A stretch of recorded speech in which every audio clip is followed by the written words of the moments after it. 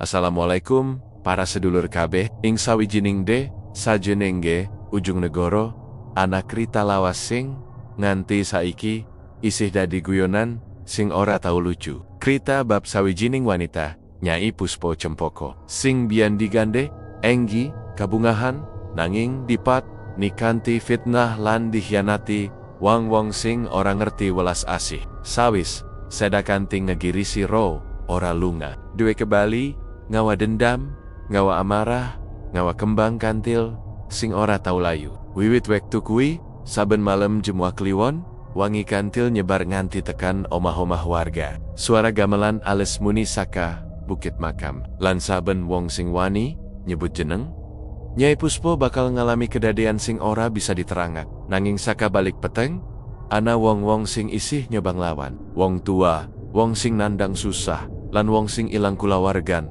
amarga santet ireng sing ngoyak desa iki. Iki dudu mengkrita bab setan utawa santet. Iki bab tresna sing dari dendam, lan dosa sing ora tau ilang, senadyan wektu wis maju, lan generasi wis ganti. Amarga saben kembang sing mekar saka getih, mesti ana jiwa sing durung rampung urusane. Malam di ujung negoro, turun perlahan, seperti kabut dingin yang menyelimuti tubuh. Angin dari arah sawah berhembus pelan, membawa aroma tanah basah dan wangi melati, yang anehnya datang tanpa arah. Desa kecil di tepian hutan bambu itu selalu tenang di malam hari. Tapi bagi sebagian warga tua, malam Jumat Kliwon bukan waktu yang biasa. Di beranda rumah kayunya yang sudah tua, Pak Wiryo, seorang pedagang keliling yang hidup sederhana bersama istrinya, Bu Lastri, duduk menyesap kopi pahit. Lampu sentir kecil di depannya berkelap-kelip diterpa angin. Anehlas, tiap malam Jumat Kliwon, mesti ada saja kembang putih di depan rumah, gumamnya sambil menatap jalan tanah yang sepi. Bu Lastri yang duduk di belakangnya ikut menengok. Benar saja, di tanah depan rumah, di atas batu kecil, tergeletak setangkai kembang kantil putih. Masih segar, basah seperti baru dipetik. Wes, jangan diambil mas, itu bukan bunga biasa, ujar Bu Lastri pelan. Matanya menatap ke arah pohon jati di ujung jalan. Dari sana, samar-samar terdengar suara gamelan lembut, seperti datang dari dalam tanah. Pak Wiryo mengernyit, paling bocah-bocah, desa iseng. Ia mendekat, mengambil bunga itu, dan melemparkannya ke parit. Tapi begitu bunga itu jatuh, angin berhenti. Suara jangkrik, lenyap. Udara mendadak berat, dan dari arah hutan bambu, terdengar suara perempuan tertawa lirih. Tawa yang panjang, bergetar, dan membuat darah di tubuh siapapun yang mendengarnya terasa membeku. Kowe, denger kowe, bisik Bu Lastri. Pak Wiryo diam, dada kirinya berdebar keras. Ia melangkah cepat masuk ke rumah, menutup pintu, dan memadamkan lampu sentir. Namun gelap yang tersisa justru membawa lebih banyak suara gemerensing gamelan. Suara langkah kaki tanpa wujud, dan bau dupa yang begitu menyengat, bercampur amis darah. Malam itu, mereka tak bisa tidur. Setiap kali mata hendak terpejam, terdengar ketukan halus di jendela. 3 kali, berhenti, lalu 3 kali lagi. Dan di sela ketukan itu, suara lirih memanggil pelan, Wiryo. Suara itu lembut, namun terasa berat, seperti datang dari dada seseorang yang lama terkubur. Keesokan paginya, warga ujung negoro geger. Di halaman rumah Pak Wiryo ditemukan jejak kaki perempuan dari tanah basah, mengarah ke pintu rumahnya. Tapi anehnya, jejak itu bukan dari kaki manusia Yari Gerinia panjang, seperti cakar, dan meninggalkan bekas arang. Mak Sarmi, dukun tua penjaga makam desa, datang sambil membawa dupa dan kendi air. Iki wis tenda, Mas Wiryo. Ana sing nem, tangi saka makam, ucapnya lirih. Ia menancapkan dupa di depan rumah, membaca mantra pelan dengan suara bergetar. Wangi kantil lan arang iki ora enak. Iki tanda roh sing ora tenang lagi dolan. Pak Wiryo mencoba menenangkan diri. Mak, aku orang ngapa-ngapa. Mengnemu bunga koiwe. Mak Sarmi menatapnya tajam. Kembang kantil putih ikut tanda pangeling saka Nyai Puspo Cempoko. Sing nyandang namane, sing nyanganggu, makam, bakel desamper duik. Nama itu menggema di kepala Pak Wiryo sepanjang hari. Nyai Puspo Cempoko. Ia pernah mendengar nama itu disebut para sesepuh di Langgar desa. Katanya, makamnya ada di tepi sungai dekat hutan bambu, ditandai batu besar dengan tulisan Jawa kuno. Tak ada yang berani mendekat. Menjelang sore, saat hujan gerimis mulai turun, Pak Wiryo menatap jauh ke arah hutan. Aku arep buktek nomak, Ora mungkin wong mati ai sebali. Ia berjalan sendirian membawa senter dan payung. Angin di ujung negoro bertiup dingin, seperti hembusan dari liang kubur. Jalan setapak menuju pemakaman, tertutup daun bambu. Suara kodok dan serangga beradu, tapi di sela-selanya, terdengar suara seperti gamelan kecil dari kejauhan. Saat Wiryo sampai di tepi sungai, cahaya petir menyambar, memperlihatkan nisan besar berlumut. Tulisan di sana samar terbaca Puspo Sempoko, sing ora lali bakal dak jaluk bali. Tiba-tiba tanah di bawahnya bergetar, angin berhenti berembus, dan dari sela tanah basah, asap hitam keluar, berputar seperti ulat api, mengitari nisan. Dari dalam asap itu muncul bayangan perempuan berambut panjang, mengenakan kebaya putih, wajahnya samar, tapi matanya merah menyala. Pak Wiryo terpaku, kakinya tak bisa bergerak, suara lirih menggema di kepalanya. Kembangku wis kok, buang. Senter di tangannya padam. Gelap menelan segalanya. Hanya suara langkah kakinya sendiri yang bergema. Atau mungkin bukan langkahnya.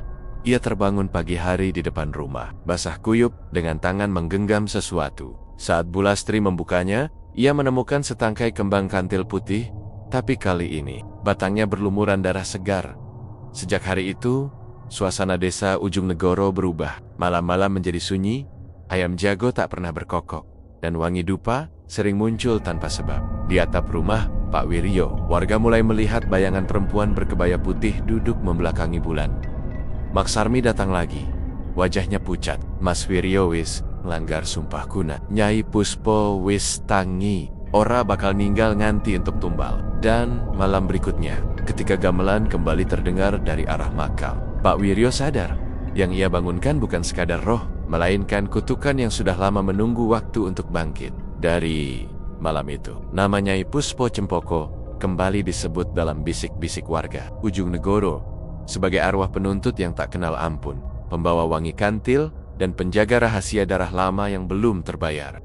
Senja di desa ujung negoro hari itu tampak muram. Langit seperti menahan tangis, awan menggumpal tebal berwarna abu-abu kehitaman. Angin lembab dari arah sungai membawa aroma lumpur dan daun busuk. Tak satu pun anak bermain di jalan, tak ada pedagang lewat. Semua pintu rumah tertutup rapat, seolah desa itu sudah tahu ada sesuatu yang akan datang malam itu. Di rumah kayu tua di tepi sawah, Pak Wiryo duduk termenung di depan tungku yang padam. Sejak kejadian di makam, matanya jarang bisa terpejam. Setiap kali malam tiba, ia mendengar langkah kaki berjalan di atap rumah. Suara perempuan berbisik di telinganya, dan kadang terdengar tawa halus di dekat gentong air. Bulastri, istrinya, semakin lemah. Ia sering mimpi buruk dan terbangun dengan leher membiru seperti dicekik. Mak Sarmi sudah memperingatkan agar mereka tidak keluar rumah menjelang maghrib. Tapi hari itu, entah mengapa, hati Pak Wiryo gelisah, seolah ada sesuatu yang memanggilnya keluar. Dari jendela, ia melihat arah barat. Di sana, di antara pepohonan bambu, tampak kilatan cahaya merah samar, seperti api yang menari. Mas, oh how mek, aku krungu suara Nyai Kui Mening, pinta Bulastri dengan suara bergetar. Namun rasa penasaran dan ketakutan bercampur jadi satu. Aku mong, arep naleng sebentar. Orasu, ia membawa senter dan payung, melangkah keluar saat rintik hujan mulai turun. Setiap langkah di tanah berlumpur meninggalkan jejak yang cepat terhapus air. Di kejauhan, petir menyambar dan menerangi pepohonan. Dalam sekejap, ia melihat bayangan perempuan berkebaya putih berdiri di tepi pemakaman. Rambutnya terurai panjang, wajahnya menunduk. Jantung Pak Wiryo berdegup keras. Siapa ke? Suaranya parau, diterpa angin. Tapi sosok itu tak menjawab. Ia hanya berdiri diam, lalu mengangkat tangannya menunjuk ke arah nisan besar yang dulu diinjak Pak Wiryo. Makam itu kini tampak berbeda. Lumut di batu nisan mengering, tapi retakan besar membelah bagian tengahnya, seperti rahang yang siap menelan. Di sekitarnya tumbuh bunga kantil putih yang layu sebagian, tapi anehnya, batangnya berwarna hitam seperti arang. Saat hujan semakin deras, Pak Wiryo mendekat. Cahaya senter menyorot tulisan di nisan Puspo Sempoko, sing ora lali, bakal dok jaluk bali. Namun di bawah tulisan itu, ada tambahan baru yang tak pernah ia lihat sebelumnya. Hurufnya seperti tercoret oleh kuku. Wiryo, tangannya gemetar. Senerjut, angin berhenti. Hujan mendadak lenyap. Dunia terasa hening dan berat. Dari retakan nisan itu keluar asap tipis, yang makin lama makin tebal. Lalu terdengar suara lirih, bukan dari luar, tapi dari dalam tanah. Mas, kowe wis bali maneh. Tiba-tiba tanah di depan nisan bergelombang seperti air mendidih. Lumpur terangkat, membentuk wujud samar tubuh perempuan, rambut panjangnya menutupi wajah, kebaya putihnya basah kuyup. Tapi di ujung jari-jarinya menetes darah segar. Pak Wiryo mundur selangkah. Innalillahi. Sopo kau? Perempuan itu mengangkat wajahnya perlahan. Wajah pucat dengan mata hitam kosong. Bibirnya tersenyum aneh. Aku sing kau Aku Nyai Puspo Cempoko. Angin menerpa keras. Daun-daun beterbangan. Suara petir membelah langit. Di saat itu, sosok Nyai Puspo melangkah maju. Setiap langkahnya meninggalkan bekas darah di tanah. Ia menatap lurus ke mata Pak Wiryo. Kau wis ingin yak makamku. Kau wis enggelang kembangku seki. Gantin, kudu bali karo aku. Pak Wiryo jatuh terduduk. Bibirnya gemetar, tubuhnya kaku. Ia tak bisa berteriak, tak bisa berdoa. Dunia seperti membeku. Tapi tiba-tiba, suara gamelan lirih terdengar. Suara itu datang dari arah hutan bambu. Irama pelan dan menakutkan, seperti musik upacara kematian. Nyai Puspo berbalik, menatap ke arah hutan, lalu menghilang perlahan bersama kabut. Hanya tersisa suara gamelan dan bau melati bercampur amis darah. Pak Wiryo berlari pulang dengan tubuh menggigil. Namun sesampainya di rumah, semua pintu terbuka lebar. Bulastri terbaring di lantai, pingsan, tubuhnya dingin. Di atas dadanya terletak kembang kantil putih yang kini kering dan gosong di ujungnya. Seperti terbakar, ia menjerit memanggil istrinya. Tapi dari balik pintu belakang, terdengar suara langkah kaki perempuan mendekat. Langkah itu pelan, teratur, tapi pasti. Wiryo, suara itu terdengar jelas, seperti bisikan tepat di telinganya.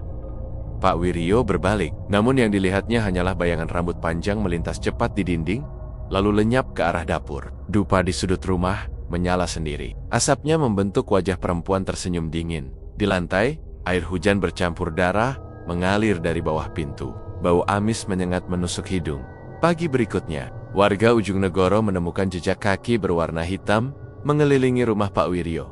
Di tanah depan rumah, terdapat bekas telapak tangan wanita dengan 5 lubang kecil di tengahnya, seolah terbakar. Mak Sarmi datang tergesa-gesa dengan wajah pucat. Mas Wiryo, saiki ora mongro sing tangi, tanah, uga, wis embuka dalan, kanggo deweke. Ia menatap langit yang mulai memerah di ufuk timur. Retakan ing nisan kui tanda, yen ora diruat sakdurunge wulan purnama. Nyai Puspo bakal njupuk sing paling cedak karo awakmu. Pak Wiryo terpaku. Ia tahu siapa yang dimaksud, Bulastri, istrinya. Di kejauhan, suara gamelan kembali terdengar dari arah hutan bambu. Disusul suara perempuan tertawa lirih, berulang-ulang, sampai gema itu seolah menembus dada siapapun yang mendengarnya. Malam itu menjadi awal dari penderitaan yang lebih dalam. Karena retakan di nisan, bukan sekadar retakan batu, melainkan pintu. Pintu yang kini terbuka. Dan tak ada manusia di Ujung Negoro yang tahu bagaimana cara menutupnya lagi. Sejak nisan itu retak malam hujan deras, suasana rumah Pak Wiryo di desa Ujung Negoro tak pernah lagi tenang. Setiap malam, angin bertiup dari arah barat, membawa aroma dupa dan kembang kantil yang begitu menusuk hidung. Gamelan halus sering terdengar samar dari kejauhan, seperti dimainkan dari dalam tanah. Ayam jantan enggan berkokok, dan anjing-anjing di sekeliling rumah menyala ke arah sumur belakang setiap tengah malam. Bulastri, istri Pak Wiryo, yang dulu periang dan suka tertawa, kini lebih sering termenung di dapur. Ia sering memandangi kendi air yang diletakkan di sudut ruangan, seolah ada sesuatu yang bergerak di dalamnya. Sejak kejadian malam itu, matanya kerap tampak sembab dan lingkar hitam di bawah kelopak tak lagi bisa disembunyikan.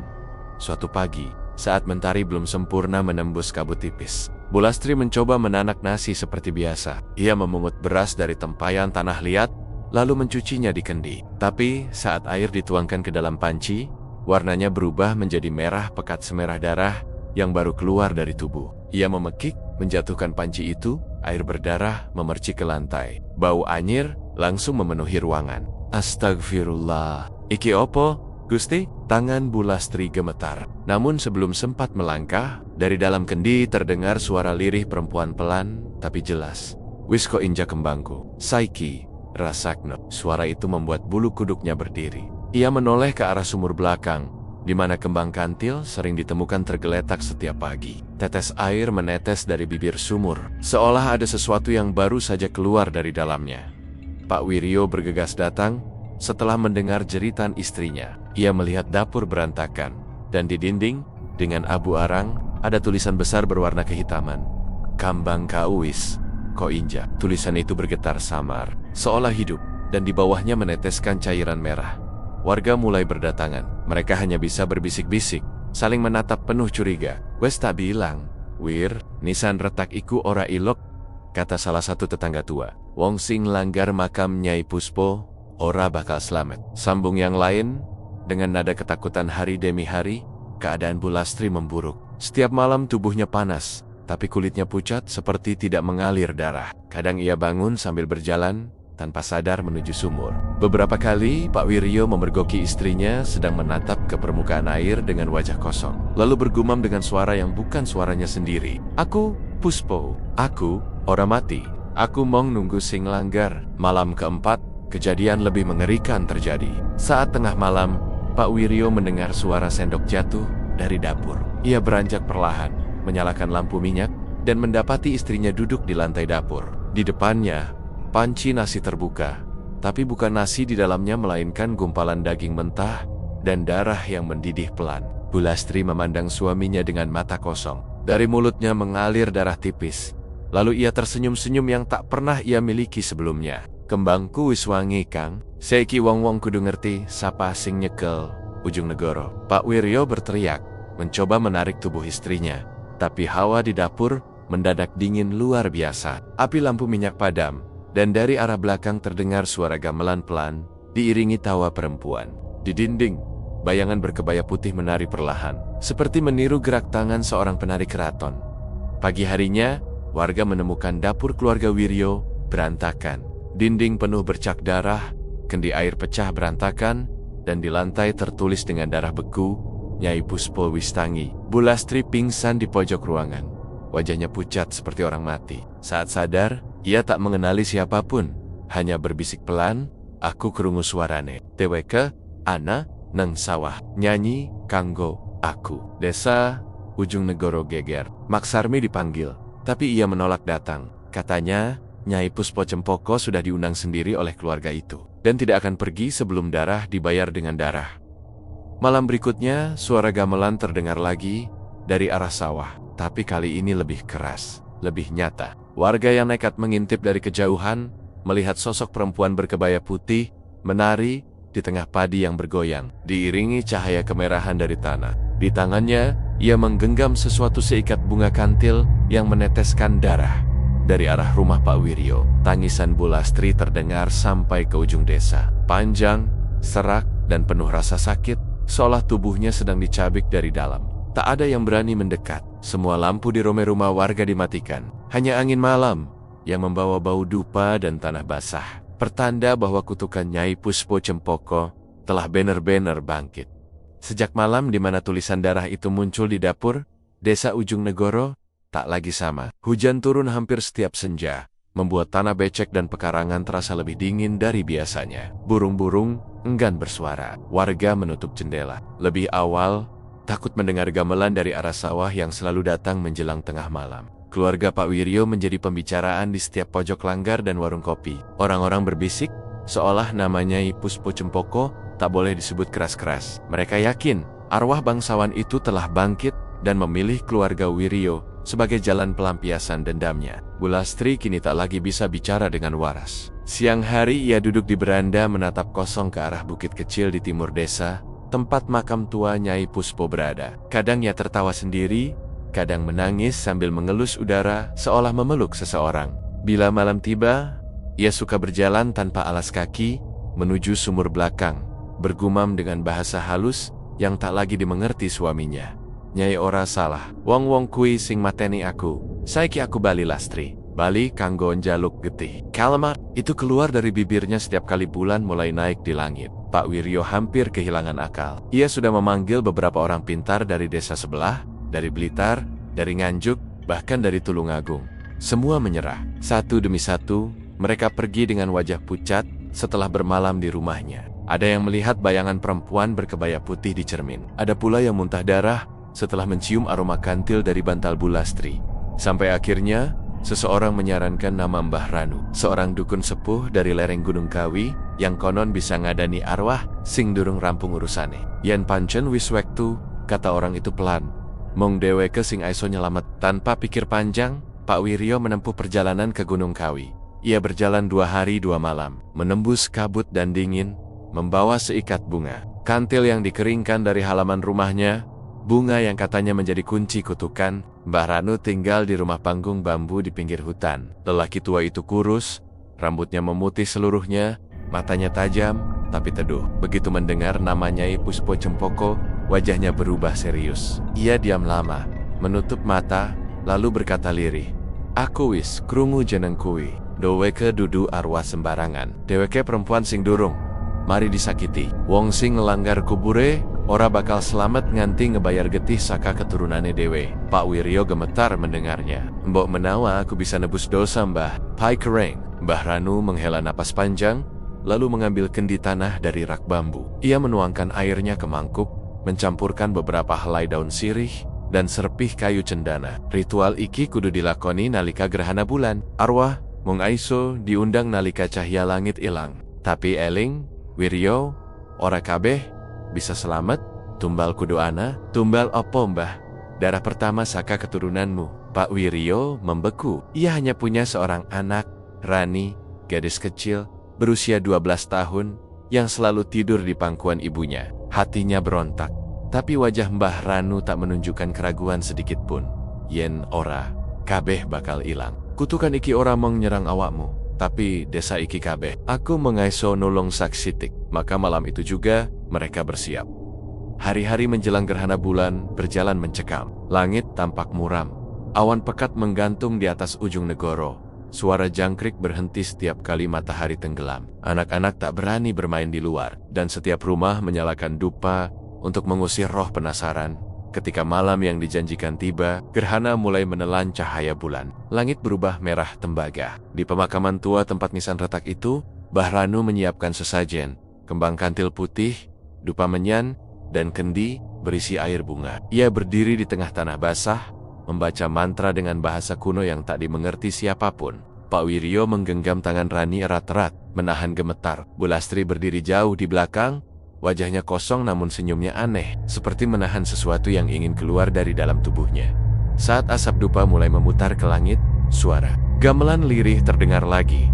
Kali ini jelas berasal dari dalam bumi. Lalu dari balik nisan yang retak, muncul asap hitam beraroma besi dan darah. Angin bertiup keras, membungkus mereka dalam pusaran dingin. Mbah Ranu menancapkan tongkat kayunya ke tanah, berteriak lantang, "Puspo Cempoko, aku sing naya lukau, ora kanggo ngusir, nanging kanggo ngerampungak dendam lawasmu." Tanah bergetar. Dari celah nisan keluar tangan perempuan berwarna kelabu, kukunya panjang, jemarinya meneteskan darah. Suara perempuan muda bercampur tangis dan tawa menggema di udara. "Wang Sing, Englanggar Wesanakin, Getis Wesanakin." Rani men, cahaya merah gerhana memantul di wajahnya, dan tiba-tiba Bu Lastri berlari ke arah nisan, merengkuh tangan Nyai Puspo yang muncul dari tanah. Tubuhnya bergetar hebat, lalu ambruk. Dari matanya mengalir darah segar. Mbah Ranu berteriak membaca mantra terakhir, tapi suaranya tertelan angin. Sosok Nyai Puspo perlahan keluar sepenuhnya dari tanah, berkebaya putih, rambut panjang menutupi wajah, mata hitam pekat seperti bara. Ia memandang Wiryo dan Rani, lalu berkata lirih dengan suara 2 lapis, "Darahmu wis dak tagih Wiryo, anakmu sing bakal ngenteni tumbalku." Gerhana mencapai puncaknya. Lampu-lampu minyak padam. Suara gamelan makin keras, bercampur tangisan dan tawa perempuan. Ketika cahaya bulan kembali sedikit demi sedikit, tanah di depan nisan itu telah kosong. Hanya tersisa Mbah Ranu tergeletak lemas, tongkatnya patah, dan di tanah tertulis dengan darah segar, "Rani wis ketemu karo Nyai." Pak Wiryo menjerit saya dejadinya, memanggil nama anaknya, tapi hanya Gema, suaranya sendiri yang menjawab. Dari keyohan, suara gamelan pelan masih terdengar, mengiringi bisikan lembut perempuan, "Tumbalku wis lengkap." Langit desa ujung negoro tampak muram sejak pagi itu. Awan hitam menggantung berat seperti kain kelam yang menutup sinar matahari. Angin berhembus ganjil, kadang membawa aroma dupa, kadang bau anyir yang menusuk seperti darah segar. Warga desa berbisik-bisik di balik pintu, sebab mereka tahu malam nanti akan terjadi gerhana bulan total. Malam yang sudah disebut oleh Mbah Ranu sebagai penentu antara hidup dan kematian. Rumah Pak Wiryo kini seperti rumah duka yang ditinggalkan cahaya. Bu Lastri tak sadarkan diri sejak malam terakhir di makam. Napasnya pelan, tapi tubuhnya sesekali kejang, seperti sedang menahan sesuatu yang mencoba keluar dari dalam. Sedangkan Rani, anak perempuan satu-satunya, hilang tanpa jejak. Hanya selembar kain jarik miliknya ditemukan tergantung di ranting pohon dekat makam Nyai Puspo Cempoko. Basah oleh embun dan berbau dupa, Pak Wiryo kehilangan arah. Setiap malam ia duduk di teras, memandangi bukit kecil di timur desa. Di sanalah makam itu berdiri, dengan nisan retak dan rumput yang tak mau tumbuh di sekitarnya. Dari arah bukit itu, sering terdengar suara perempuan menyanyi pelan. Tembang Jawa kuno tentang cinta dan pengkhianatan. Sapa Naidra Tresna, bakal dak paringi wuyung saka alam liyo. Suara itu lirih, tapi jelas. Dan selalu berhenti tepat ketika ayam jantan berkokok. Ketika malam gerhana tiba, bulan naik perlahan, besar dan merah, seperti bara yang membara di langit. Warga menutup pintu dan menyalakan dupa di setiap pojok rumah. Tidak ada yang berani keluar, kecuali satu orang, Mbah Ranu, yang kembali datang dari Gunung Kawi dengan wajah muram. Ia membawa kendi tanah, sebilah keris kecil berkarat, dan segenggam bunga kantil. Gerhana iki, waktu paling rawan, katanya pelan kepada Pak Wiryo. Deweke, bakal nyedot nyawa sing tak pilih dari tumbal. Yen ora, kabeh bakal dadi panganane. Pak Wiryo menatapnya dengan mata kosong. Rani ilang, bah. Aku ora ngerti endi deweke. Mbah Ranu hanya menggeleng. Ora, perlu golek. Yen waktu wis tekan, weke sing bakal teka. Mereka berjalan menuju pemakaman di tengah malam. Udara begitu dingin, hingga embun terasa seperti jarum di kulit. Suara jangkrik lenyap, digantikan bisikan angin yang membawa bau bunga kantil layu. Di tengah pemakaman, asap tipis naik dari tanah, seperti napas bumi yang gelisah. Mbah Ranu mulai menyiapkan ritual. Ia menancapkan tongkat kayu di depan nisan yang retak, menyalakan dupa di 4 penjuru, dan meletakkan kendi berisi air bunga di tengahnya. Mantra kuno mulai ia lantunkan. Sapa sing durung rampung, metu saka peteng, nyedo marang cahya, nanging ajan jupuk nyawa sing ora dadi jatah. Namun angin berputar semakin kencang. Suara gamelan mulai terdengar lagi. Kali ini jauh lebih keras, seolah dimainkan di bawah tanah. Dari balik kabut, muncul siluet seorang perempuan berjalan perlahan. Wajahnya tertutup rambut panjang, kebaya putihnya kotor oleh tanah. Namun dari tubuhnya memancar cahaya merah lembut. Nyai Puspo Cempoko telah datang. Ia berhenti di depan nisan, menatap Mbah Ranu dengan mata hitam legam. Kowe sing nyeluk aku maneh? Suara itu bergema 2 kali, seperti berasal dari 2 dunia. Mbah Ranu menunduk, menahan napas. Aku mung pengen ngerampunga dendamu, Nyai. Ajen jupuk nyawa bocah sing ora ngerti apa-apa. Nyai Puspo tersenyum samar. Bibirnya tipis dan pucat, tapi senyumnya mengandung duka yang dalam. Aku ora butuh pangapunten. Aku mung njaluk sing kudu dak tagih. Saat itu, suara langkah kecil terdengar dari arah semak. Rani muncul dengan wajah pucat, matanya kosong. Langkahnya kaku seperti orang berjalan dalam mimpi. Ia mendekat ke arah Nyai Puspo tanpa rasa takut. Di tangan kecilnya tergenggam bunga kantil merah yang meneteskan darah. Pak Wiryo berteriak histeris dan mencoba menghampiri, tapi angin keras menghempas tubuhnya hingga terjatuh. Mbah Ranu berusaha membaca mantra penutup, namun lidahnya keluh. Setiap kali ia hendak mengucap, udara di sekitarnya berubah berat dan menekan dadanya. Gerhana mencapai puncaknya. Cahaya bulan hilang sepenuhnya, dan dunia seolah ditelan kegelapan. Di tengah gelap itu, hanya suara Nyai Puspo yang terdengar. Aku dikubur urip, aku diobong tanpa salah. Saiki aku njaluk siji wae, kanggo nutup sewu tangisku. Rani berhenti tepat di depan arwah itu. Air matanya menetes perlahan, dan ia berkata lirih, Nyai, yen panjenengan lara, aku gelem ngenteni. Suara petir menggema. Tanah di sekitar makam bergetar hebat, membuka retakan besar yang mengeluarkan asap merah. Dari retakan itu keluar tangan tenggen kecil berwarna hitam, menarik tubuh Rani ke dalam tanah. Pak Wiryo menjerit, memanggil anaknya. Tapi hanya suaranya sendiri yang terpantul di udara. Mbah Ranu berhasil mengangkat tongkatnya dan menancapkan keris ke tanah, sambil berteriak, Nyai, wekasan, iki rampung, aja nganti desa iki dadi korban. Asap merah meledak ke udara, menimbulkan angin puting beliung yang menggulung semua dupa dan bunga kantil. Saat cahaya bulan perlahan kembali, Nyai Puspo menghilang, tapi nisan itu kini utuh, tak lagi retak. Mbah Ranu terjatuh lemas, wajahnya penuh keringat darah. Pak Wiryo memeluk tanah di mana anaknya hilang, menangis tanpa suara. Di udara, hanya tersisa aroma kantil yang menenangkan, sekaligus menyakitkan. ketika pagi datang, warga menemukan pemakaman itu sunyi. Tak ada tenda-tenda ritual, tak ada nisan retak, tak ada dupa. Hanya satu hal yang membuat mereka menggigil. Rumput di atas makam tumbuh merah, seperti disirami darah. Dan di tengahnya, tergeletak seikat bunga kantil putih, dengan satu helai merah di tengahnya. Seolah Nyai Puspo Cempoko meninggalkan tanda bahwa kutukannya belum sepenuhnya berakhir. Pagi setelah malam gerhana, desa Ujung Negoro diselimuti kabut tebal. Embun turun tak seperti biasa. Dingin menusuk tulang, seolah udara membawa sesuatu yang belum selesai. Warga yang hendak pergi ke sawah berhenti di pertigaan jalan. Dari arah pemakaman terdengar suara lirih, seperti anak kecil bernyanyi tembang Jawa kuno. Tapi tak ada satupun yang berani mendekat. Rumor menyebar cepat. Orang-orang mengatakan bahwa Rani, putri kecil Pak Wiryo, hilang ditelan bumi di depan makam Nyai Puspo Cempoko. Ada yang bersumpah melihat cahaya merah keluar dari tanah malam itu. Ada juga yang mendengar suara perempuan tertawa di tengah badai. Semua tahu, kutukan itu belum berakhir.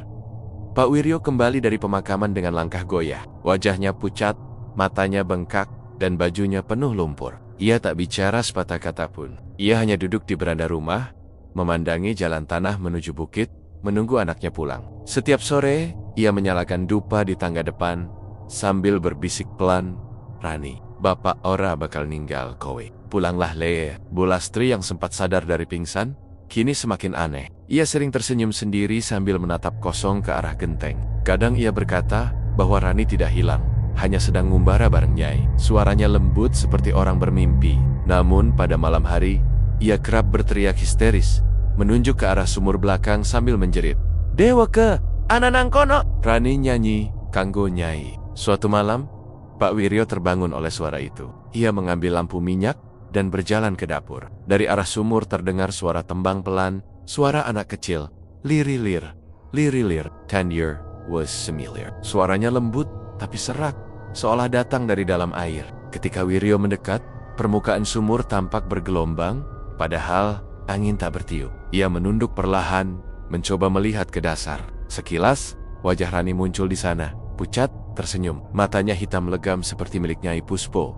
Wiryo terjungkal ke belakang.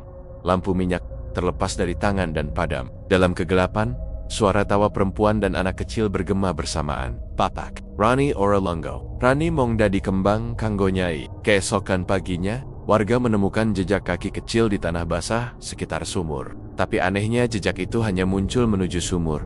Tak ada yang keluar lagi.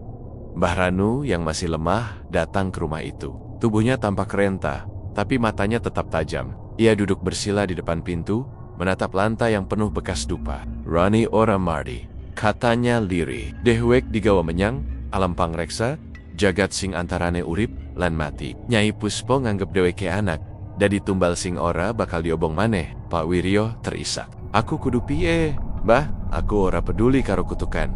Aku mong pengen anakku bali." Mbah Ranu menggeleng pelan. "Ora ana cara gampang. Yen kowe nyoba nyedak maneh kau bakal kasret karodu. Kutukan Nyai Puspo ora mengdendam, nanging tresna sing ora rampung." Beberapa hari kemudian, hujan turun tanpa henti. Tanah di sekitar rumah Wiryo menjadi lembek. Air menggenang sampai halaman. Dari balik air itu, bunga kantil mulai bermunculan.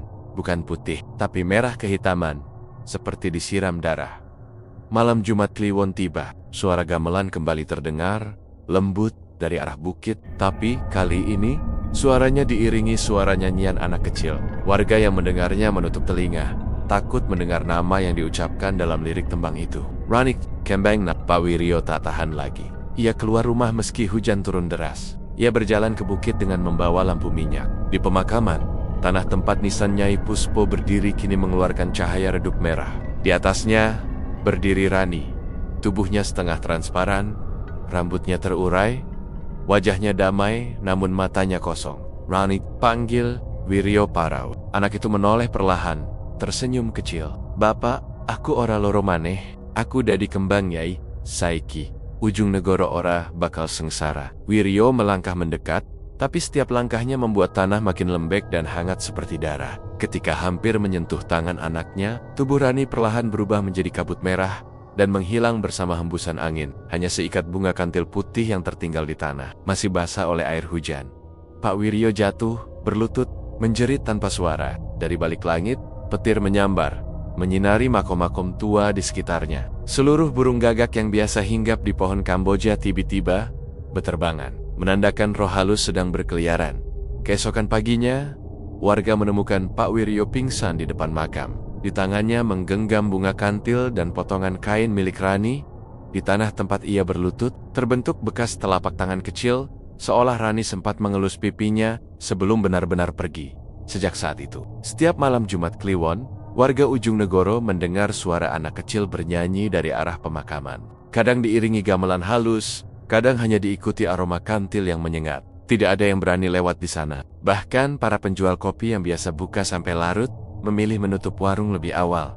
Dan di rumah tua keluarga Wiryo, Bu Lastri kini duduk sendiri di teras, memandangi jalan kosong. Sesekali ia berbicara dengan udara, seolah Rani masih bermain di depannya. Di dinding rumah, noda merah yang dulu sempat hilang kini muncul lagi, membentuk tulisan samar, "Kembang, Nyai Ora Mati." Angin dari arah selatan malam itu membawa aroma anyir yang menusuk. Di langit Ujung Negoro, awan menggantung berat seperti kain kafan yang siap jatuh. Bulan mengintip setengah malu, tapi sinarnya redup tertelan kabut. Sejak Rani hilang, desa itu berubah seolah roh jahat telah menetap di setiap sudut rumah. Warga mulai jatuh sakit tanpa sebab. Ada yang tubuhnya membiru seperti dicekik, ada yang muntah darah setiap tengah malam. Anak-anak menjerit ketakutan karena mimpi didatangi perempuan berselendang putih yang membawa bunga kantil merah. Orang-orang mulai menyebut nama itu dengan lirih. Nyai Puspo Cempoko telah kembali menagih janji lama. Namun di balik penderitaan itu, seseorang mulai bergerak diam-diam. Mbah Ranu, yang tubuhnya semakin rapuh, merasa waktunya hampir habis. Ia tahu kutukan itu tidak bisa dipatahkan dengan doa biasa. Dendam sekuat milik Nyai hanya bisa dilawan dengan balasan yang setimpal. Maka pada malam Jumat Wage, ia memanggil dua orang, Pak Wiryo dan Ki Sastro. Penjaga tua yang pernah menjadi murid dukun penolak santet zaman dulu, sing nyebar petaka iki ora mong Nyai, kata Mbah Ranu lirih. Ana tangan manungsa sing nguripak, maneh kutukan. Wong iku sing kudu dipejah. Ki Sastro menunduk. Sapa Mbah? Mbah Ranu menarik napas panjang. Keturunan dukun sing emburu lan mateni. Nyai Puspo jaman biyen. Saiki dheweke urip nang pinggir kali. Jeneng Mbah Sekar Wangi. Dheweke sing ngirim jampi supaya arwah Nyai Tangi maneh nyerang Ujung Negoro. Pak Wiryo mengepalkan tangan. Aku bakal nyegah Mbah. Aku wis ilang anak. Aku ora bakal meneng we. Malam itu juga, mereka bertiga menuju gubuk Mbah Sekar Wangi di tepi kali berantas. Hujan turun deras. Petir menyambar, menerangi wajah-wajah mereka yang tegang. Dari jauh, tampak cahaya merah dari tungku dupa di dalam gubuk. Suara gamelan samar terdengar dari dalam, bercampur dengan tawa perempuan tua. Ketika mereka mendekat, daun pintu terbuka sendiri. Aroma melati dan darah memenuhi udara. Di dalam, duduk Mbah Sekar Wangi, rambutnya panjang terurai, kulitnya pucat, matanya memerah. Di pangkuannya, segumpal tanah basah dan bunga kantil hitam. Kowe telat, Ranu? Katanya dengan suara serak namun jelas. Nyai Puspo wis nyawiji karo aku. Ujung Negoro bakal dadi tanah wanita, tanah sing tau diinjak lan dihinakan. Mbah Ranu menancapkan tongkatnya ke tanah, membaca doa-doa kuno dari kitab warisan leluhur. Ki Sastro menabur garam dan kembang 7 rupa mengelilingi tempat itu. Namun setiap ayat yang mereka ucapkan membuat udara semakin berat. Dari sudut ruangan, asap dupa berubah menjadi wajah perempuan Ni Puspo Sempoko. Dengan mata hitam berkilat, ia menatap Wiryo. Anakmu ora mati, Wiryo. Dheweke saiki dadi darahku. Yen kowe pengin tenang, gabunglah karo dheweke. Tiba-tiba tubuh Wiryo kaku. Dalam kepalanya, suara Rani terdengar jelas, memanggil lembut.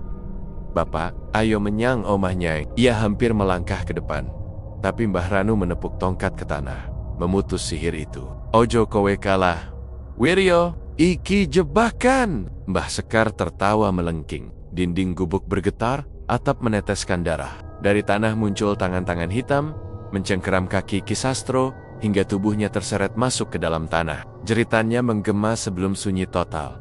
Mbah Ranu menggigit ujung lidahnya. Darahnya, ia oleskan di tongkat, lalu mengucap mantra terakhir. Api dari dupa menyala biru, membentuk lingkaran di sekitar tubuh mereka. Nyai Puspo, roh sing ora tenang, aku ora numpes, nanging lairak, maneh menyang panggonanmu. Suara itu menggema seperti ribuan mulut berbicara bersamaan. Mbah Sekar menjerit kesakitan. Tubuhnya terbakar api biru, tanpa panas. Hanya cahaya yang menelan kulit dan rambutnya perlahan. Dari tubuhnya, keluar bayangan perempuan muda berpakaian pengantin putih, Nyai Puspo Sempoko, yang menatap lurus ke arah Wiryo. Rani ora bisa bali, katanya lirih. Tapi kutukan iki bisa mati bareng aku. Nyai Puspo mendekap arwah anak kecil yang muncul dari bayangan di sudut ruangan. Rani. Keduanya memandang Wiryo terakhir kali sebelum lenyap diserap cahaya biru. Ledakan besar mengguncang tanah. Api menjilat langit. Gubuk itu hancur rata dengan tanah. Ketika warga datang keesokan paginya, hanya ada Mbah Ranu tergeletak tak bernyawa, matanya terbuka menatap langit. Di tangannya tergenggam bunga kantil putih dan secarik kain bertuliskan aksara Jawa. Tresna luwih kuat tinimbang dendam. Setelah malam itu, hujan berhenti. Kabut menghilang perlahan dari ujung negoro. Warga yang sakit mulai sembuh, suara gamelan lenyap, dan aroma kantil tak lagi tercium. Namun di bawah pohon Kamboja pemakaman, sesekali terlihat bunga kantil putih mekar di malam hari. Tanda bahwa arwah Nyai Puspo dan Rani masih menjaga desa. Bukan lagi dalam amarah, tapi dalam kedamaian yang menakutkan. Pak Wiryo hidup menyendiri. Setiap malam Jumat Kliwon, ia duduk di beranda menyalakan dupa. Dari Kaye, kadang terdengar bisikan lembut seperti suara anaknya. Bapak, Nyai, Saiki, Wes, Ayam. Ia tersenyum dengan mata basah, membiarkan asap dupa naik ke langit, membawa doa, membawa penyesalan, dan membawa kisah yang kini hanya tinggal legenda, kutukan cinta yang berubah menjadi penebusan. Angin dari arah selatan malam itu membawa aroma anyir yang menusuk. Di langit ujung negoro, awan menggantung berat seperti kain kafan yang siap jatuh. Bulan mengintip setengah malu, tapi sinarnya redup tertelan kabut. Sejak Rani hilang, desa itu berubah, seolah roh jahat telah menetap di setiap sudut rumah. Warga mulai jatuh sakit tanpa sebab. Ada yang tubuhnya membiru seperti dicekik, ada yang muntah darah setiap tengah malam. Anak-anak menjerit ketakutan karena mimpi didatangi perempuan berselendang putih yang membawa bunga kantil merah. Orang-orang mulai menyebut nama itu dengan lirih. Nyai Puspo Cempoko telah kembali menagih janji lama. Namun di balik penderitaan itu, seseorang mulai bergerak diam-diam. Mbah Ranu, yang tubuhnya semakin rapuh, merasa waktunya hampir habis. Ia tahu kutukan itu tidak bisa dipatahkan dengan doa biasa. Dendam sekuat milik Nyai hanya bisa dilawan dengan balasan yang setimpal. Maka pada malam Jumat Wage, ia memanggil dua orang, Pak Wiryo dan Ki Sastro. Penjaga tua yang pernah menjadi murid dukun penolak santet zaman dulu, sing nyebar petaka. Iki ora mung Nyai, kata Mbah Ranu lirih. Ana tangan manungsa sing nguripak, maneh kutukan. Wong iku sing kudu dipejah. Ki Sastro menunduk. Sapa Mbah? Mbah Ranu menarik napas panjang. Keturunan dukun sing emburu lan mateni. Nyai Puspo jaman biyen, saiki dheweke urip nang pinggir kali, jeneng Mbah Sekar Wangi. Dheweke sing ngirim jampi supaya arwah Nyai Tangi maneh nyerang ujung negoro. Pak Wiryo mengepalkan tangan. Aku bakal nyegah, Mbah. Aku wis ilang anak. Aku ora bakal meneng we. Malam itu juga, mereka bertiga menuju gubuk Mbah Sekar Wangi di tepi kali Brantas. Hujan turun deras. Petir menyambar, menerangi wajah mereka yang tegang. Dari jauh, tampak cahaya merah dari tungku dupa di dalam gubuk. Suara gamelan samar terdengar dari dalam, bercampur dengan tawa perempuan tua. Ketika mereka mendekat, daun pintu terbuka sendiri. Aroma melati dan darah memenuhi udara. Di dalam, duduk Mbah Sekar Wangi. Rambutnya panjang terurai, kulitnya pucat, matanya memerah. Di pangkuannya, segumpal tanah basah dan bunga kantil hitam. Kowe telat, Ranu, katanya dengan suara serak namun jelas. Nyai Puspo, wis nyawiji karo aku, ujung negoro bakal dadi tanah, wanita, tanah sing tau diinjak, lan dihinakan. Mbah Ranu menancapkan tongkatnya ke tanah, membaca doa-doa kuno dari kitab warisan leluhur. Ki Sastro menabur garam, dan kembang 7 rupa mengelilingi tempat itu. Namun setiap ayat yang mereka ucapkan, membuat udara semakin berat. Dari sudut ruangan, asap dupa berubah menjadi wajah perempuan Nyai Puspo Sempoko, dengan mata hitam berkilat. Ia menatap Wiryo. Anakmu ora mati, Wiryo. Dheweke saiki dadi darahku. Yen kowe pengen tenang, gabunglah karo dheweke. Tiba-tiba, tubuh Wiryo kaku. Dalam kepalanya, suara Rani terdengar jelas, memanggil lembut. Bapak, ayo, menyang omah, Nyai. Ia hampir melangkah ke depan, tapi Mbah Ranu menepuk tongkat ke tanah, memutus sihir itu. Ojo kowe kalah, Wiryo. Iki jebakan. Mbah Sekar tertawa melengking. Dinding gubuk bergetar, atap meneteskan darah. Dari tanah muncul tangan-tangan hitam, mencengkeram kaki Ki Sastro, hingga tubuhnya terseret masuk ke dalam tanah. Jeritannya menggema sebelum sunyi total. Mbah Ranu menggigit ujung lidahnya. Darahnya ia oleskan di tongkat, lalu mengucap mantra terakhir. Api dari dupa menyala biru, membentuk lingkaran di sekitar tubuh mereka. Nyai Puspo, roh sing ora tenang, aku ora numpes, nanging lairak, maneh menyang panggonanmu. Suara itu menggema seperti ribuan mulut berbicara bersamaan. Mbah Sekar menjerit kesakitan. Tubuhnya terbakar api biru tanpa panas. Hanya cahaya yang menelan kulit dan rambutnya perlahan. Dari tubuh Nia keluar bayangan perempuan muda berpakaian pengantin putih, Nyai Puspo Sempoko, yang menatap lurus ke arah Wiryo. Rani ora bisa bali, katanya lirih. Tapi kutukan iki bisa mati bareng aku. Nyai Puspo mendekap arwah anak kecil yang muncul dari bayangan di sudut ruangan. Rani, keduanya memandang Wiryo terakhir kali sebelum lenyap diserap cahaya biru.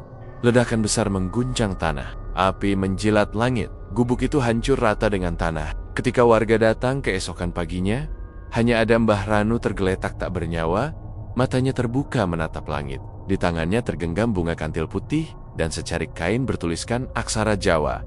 Tresna luwih kuat tinimbang dendam. Setelah malam itu, hujan berhenti. Kabut menghilang perlahan dari ujung negoro. Warga yang sakit mulai sembuh, suara gamelan lenyap, dan aroma kantil tak lagi tercium. Namun di bawah pohon Kamboja pemakaman, sesekali terlihat bunga kantil putih mekar di malam hari, tanda bahwa arwah Nyai Puspo dan Rani masih menjaga desa. Bukan lagi dalam amarah, tapi dalam kedamaian yang menakutkan. Pak Wiryo hidup menyendiri. Setiap malam Jumat Kliwon, ia duduk di beranda menyalakan dupa. Dari kadang, terdengar bisikan lembut seperti suara anaknya. Bapak, Nyai, Saiki, Wezayem. Ia tersenyum dengan mata basah, membiarkan asap dupa naik ke langit, membawa doa, membawa penyesalan, dan membawa kisah yang kini hanya tinggal legenda, kutukan cinta yang berubah menjadi penebusan. 3 bulan setelah kebakaran di tepi kali berantas, desa Ujung Negoro kembali seperti semula. Sawah mulai hijau, anak-anak bermain di jalan tanah, dan langit pagi terlihat jernih tanpa kabut. Tapi di balik ketenangan itu, ada sesuatu yang tidak bisa dijelaskan. Seolah desa itu masih menyimpan napas dari dunia lain yang belum sepenuhnya pergi. Rumah Pak Wiryo kini berdiri sepi di ujung desa. Dindingnya ditumbuhi lumut, jendela-jendela selalu tertutup, dan halaman dipenuhi daun kering. Sejak kejadian itu, ia jarang keluar. Warga yang lewat hanya sesekali melihatnya, duduk di beranda, menatap kosong ke jalan menuju bukit pemakaman. Orang-orang bilang, setiap malam Jumat Kliwon, dari rumah itu tercium bau bunga kantil, dan terdengar suara gamelan halus, meski tak ada siapapun di dalam. Tidak ada yang berani mengetuk pintu. Pada suatu sore, Lurah Wito datang bersama 2 warga. Ia hendak mengundang Wiryo menghadiri selamatan bersih desa. Tapi setelah mereka mengetuk pintu berkali-kali, tak ada jawaban. Mereka menunggu cukup lama sampai akhirnya angin membuka daun pintu sendiri. Dari dalam, tercium wangi dupa yang lembut namun menusuk. Mereka melangkah pelan. Di ruang tengah, Pak Wiryo duduk bersila di lantai, menatap sebuah kendi tanah liat berisi air bunga. Di sampingnya, ada setangkai kantil putih segar, dan selembar kain lusuh bergambar bunga mekar. Matanya menatap hampa tubuh Nia kaku. Di bibirnya ada senyum tipis, senyum orang yang sudah tidak lagi menanggung beban dunia. Lurah Wito bergetar. Ia mencoba memanggil pelan, tapi udara di ruangan terasa berat, seperti menahan napas. Saat ia mendekat, kendi tanah liat di depan Wiryo tiba-tiba retak. Airnya tumpah ke lantai, bercampur darah hitam yang mengalir perlahan ke arah pintu. Dari genteng, suara langkah terdengar pelan, seperti seseorang berjalan dengan kaki basah. Ketika mereka mendongak, tak ada siapa-siapa, hanya bunga kantil jatuh, satu persatu dari langit-langit. Suaranya lembut, tapi setiap kelopak yang jatuh meninggalkan bercak merah di lantai. Warga menjerit dan berlari keluar. Sejak hari itu, tak ada yang berani masuk ke rumah Wiryo lagi. Rumah itu dibiarkan kosong, tapi setiap malam Jumat Kliwon, ada cahaya redup dari dalam, seperti pelita yang dijaga oleh arwah yang menunggu sesuatu. Beberapa minggu kemudian, seorang pengembara dari luar desa datang. Ia mengaku seorang peneliti kisah mistik Jawa. Mendengar cerita warga, ia memutuskan untuk bermalam di rumah Wiryo, menantang mitos yang sudah menakuti Ujung Negoro selama bertahun-tahun.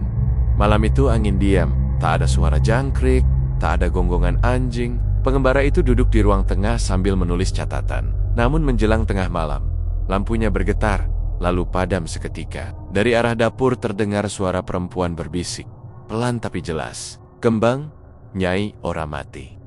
Tak ada siapapun. Tapi dari dinding, noda merah perlahan muncul membentuk tulisan sama. Lalu aroma kantil menyebar kuat sekali, membuat dadanya sesak. Ia berusaha menyalakan lampu, tapi nyala api malah menunjukkan sesuatu di cermin tua di dinding. Terlihat bayangan perempuan bersanggul, mengenakan kebaya putih, Nyai Puspo Sempoko, berdiri di belakangnya. Tersenyum tenang. "Sapa sing nyebut jenengku, bakal tanggung dosan." Suara itu membuat darahnya membeku. Ia berusaha lari keluar, tapi pintu depan terkunci rapat. Dari jendela, terlihat bayangan anak kecil berlari melintasi halaman, tertawa lirih sambil membawa bunga kantil. Ketika ia menjerit, seluruh ruangan bergetar, kaca pecah, dan dunia seakan terbalik. Keesokan harinya, warga menemukan pengembara itu tergeletak di depan rumah, dengan mata terbuka menatap kosong ke langit. Di tangannya tergenggam bunga kantil merah yang belum layu. Tubuhnya tidak luka, tapi kulitnya dingin seperti batu. Di dahi, ada bekas tulisan samar, "Ujung Negoro ora aiso lali, Shiakitsu." Warga desa sepakat menutup jalan menuju rumah Wiryo. Mereka menanam pohon beringin di depan gerbang, sebagai penanda batas antara dunia nyata dan yang tak terlihat. Namun setiap tahun, pada malam bulan purnama, beberapa warga bersumpah melihat bayangan perempuan dan anak kecil berjalan di pematang sawah, diikuti semerbak wangi kantil yang menusuk hidung.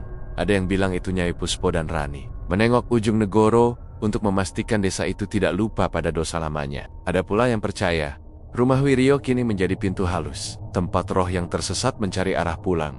Tak ada yang bisa memastikan kebenarannya. Tapi sampai sekarang, ketika angin bertiup dari arah selatan dan bau kantil terasa di udara, warga ujung Negoro akan menutup jendela mereka, menyalakan dupa, lalu berbisik pelan, "Nyai, mugi panjenengan ayem, ojo bali meneh." Namun di kejauhan, di antara desir angin dan bisik malam, kadang terdengar suara perempuan menjawab dengan lembut, hampir seperti senandung dari dunia yang tak kasat mata. "Aku ora bali, aku nunggu waktu." Dan setiap kali itu terjadi, bunga kantil di pemakaman Nyai Puspo Cempoko kembali mekar. Meski musimnya belum tiba, kantil putih yang ujung kelopaknya selalu memerah, seperti diwarnai darah yang belum sempat mengering.